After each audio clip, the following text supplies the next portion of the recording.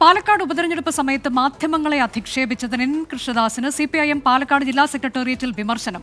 പെട്ടി വിവാദം അനാവശ്യമെന്ന് പറഞ്ഞത് ഉൾപ്പെടെ ശരിയായില്ലെന്നും തെരഞ്ഞെടുപ്പിൽ ഇത് തിരിച്ചടിയായി എന്നും വിമർശനമുയർന്നു. നിഖിൽ പ്രമേഷ് വിശദാംശങ്ങളുമായി.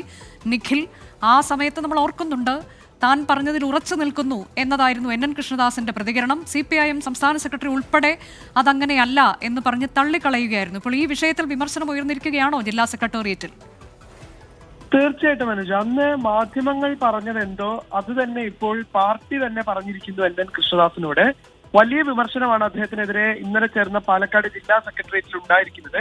എൻ കൃഷ്ണദാസിന്റെ ഇത്തരത്തിലുള്ള അനവസരത്തിലുള്ള പരാമർശങ്ങൾ തെരഞ്ഞെടുപ്പിൽ തിരിച്ചടിയായിട്ടുണ്ട് എന്നുള്ളതാണ് പറയുന്നത്. അന്ന് നമ്മൾ ഓർക്കണം, തെരഞ്ഞെടുപ്പ് പ്രചരണം അങ്ങേയറ്റം അതിന്റെ ഉച്ചസ്ഥായിയിൽ എത്തി നിൽക്കുന്ന ഘട്ടത്തിലായിരുന്നു മാധ്യമങ്ങൾക്കെതിരെ ഇത്ര രൂക്ഷമായിട്ടുള്ള ഒരു വിമർശനം എൻ കൃഷ്ണദാസിന്റെ ഭാഗത്ത് നിന്ന് ഉണ്ടായത്.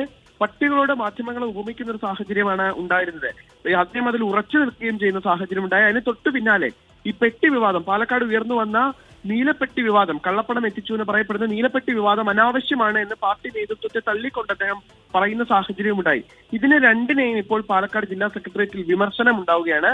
പെട്ടി വിവാദം അനാവശ്യം എന്ന് പറഞ്ഞത് ശരിയായില്ലെന്നും ഇതൊക്കെ തെരഞ്ഞെടുപ്പിനെ, എൻ കൃഷ്ണദാസിന്റെ പരാമർശങ്ങൾ തെരഞ്ഞെടുപ്പിനെ പ്രതികൂലമായി ബാധിച്ചു എന്നും പറയുന്നുണ്ട്. അതേസമയം ഡോക്ടർ പി സരീന്റെ സ്ഥാനാർത്ഥിത്വത്തിൽ പിഴവില്ല എന്നും ജില്ലാ സെക്രട്ടേറിയറ്റിൽ ഇന്നലെ പരാമർശമുണ്ടായി. എൻ കൃഷ്ണദാസനാണ് CPIM പാലക്കാട് ജില്ലാ സെക്രട്ടേറിയറ്റിൽ വിമർശനമുയർന്നിരിക്കുന്നത്.